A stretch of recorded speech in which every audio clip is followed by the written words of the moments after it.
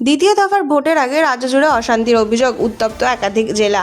বুধবার দ্বিতীয় দফার ভোটের আগে রাজ্যের বিভিন্ন জেলা থেকে আসছে অশান্তির অভিযোগ। নদিয়ার কল্যাণী ও চাপড়ার বিজেপি ও আইএসএফ কর্মীদের ওপর হামলার অভিযোগ উঠেছে, যেখানে অভিযুক্ত তৃণমূল। দক্ষিণ চব্বিশ পরগনার মগরাহাটে তৃণমূল আশ্রিত বাইক বাহিনীর দৌরাত্ম্যের অভিযোগ তুলেছে বিজেপি।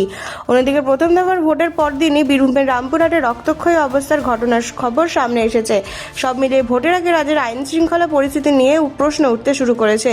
যদিও অভিযোগ অস্বীকার করেছে তৃণমূল, পরিস্থিতি নিয়ন্ত্রণে রাখতে মোতায়েন করা হয়েছে বিশাল পুলিশ বাহিনী।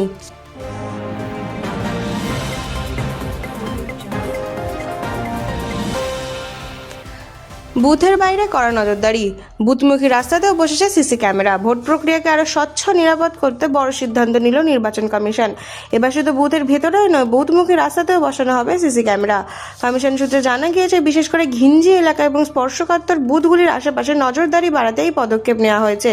এই উদ্যোগের ফলে ভোটারদের বুথে যাতায়াতের পুরো পথই থাকবে নজরদারির আওতায়। কোনো রকম অশান্তি, ভয়ভীতি বা বেআইনি কার্যকলাপ রুখতেই এই ব্যবস্থা বলে জানিয়েছে কমিশন। নির্বাচন কমিশনের এই সিদ্ধান্তে ভোটের দিন আইন শৃঙ্খলা বজায় রাখা এবং ভোটারদের নিরাপত্তা নিশ্চিত করা আরও সহজ হবে বলেই মনে করছে প্রশাসনিক মহল।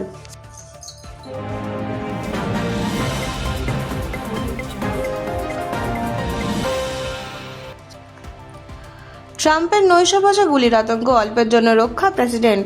ওয়াশিংটনের হিলটন হোটেলে নৈশভোজ চলাকালীন আচমকায় গুলির শব্দে চাঞ্চল্য ছড়ায়। উপস্থিত ছিলেন মার্কিন প্রেসিডেন্ট ডোনাল্ড ট্রাম্প এবং ফার্স্ট লেডি মেলানিয়া ট্রাম্প।